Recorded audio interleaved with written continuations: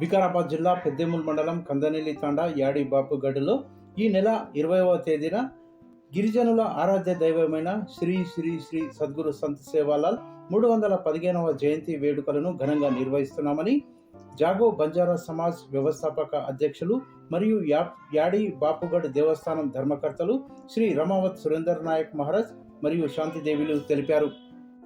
సద్గురు సంత్ సేవాలాల్ జయంతి వేడుకల్లో ప్రతి గిరిజన నాయకుడు, యువతి యువకులు, మహిళలు, రైతన్నలు భారీగా పాల్గొనాలని వారు కోరారు. సంత్ సేవాలాల్ మహారాజ్ జ్ఞాన మందిర్ ఆవరణలో వేడుకలకు సంబంధించిన గూఢపత్రికలను వారు ఆవిష్కరించారు.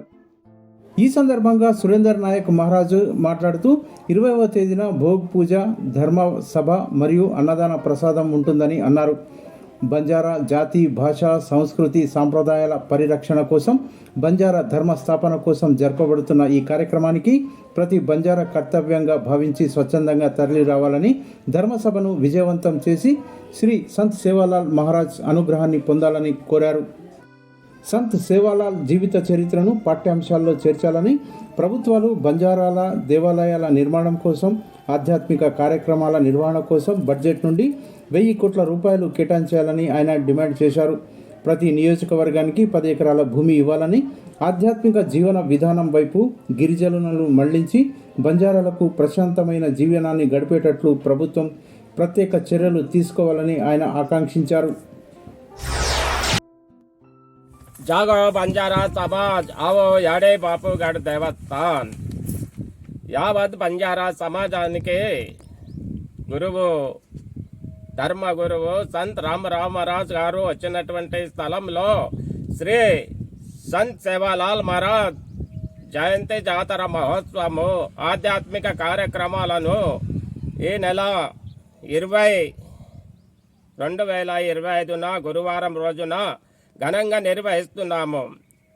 బంజారా యువతరం, నవతరం ఈ ధర్మస్థాపన కోసం జరుగుతున్నటువంటి కార్యక్రమాలను స్వచ్ఛందంగా తరలి రావాలని విజ్ఞప్తి చేస్తున్నాము.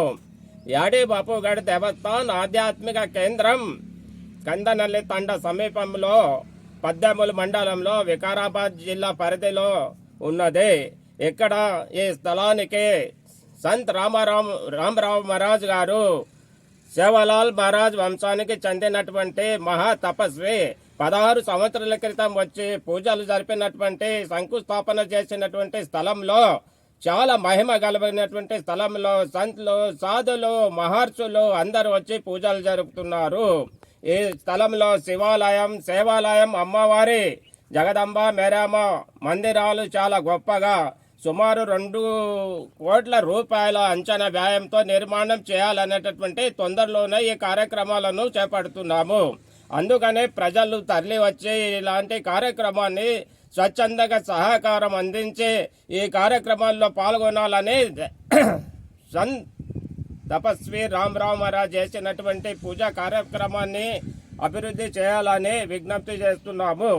ఈ కార్యక్రమాల్లో పాల్గొని సంత్ సేవాలాల్ మహారాజ్ అనుగ్రహాన్ని పొందాలని కోరుతున్నాము. వెంటనే అందరూ తరలి వచ్చి 20వ తారీఖు భోగ్ పూజా కార్యక్రమాల్లో పాల్గొనాలని తెలియజేస్తున్నాము.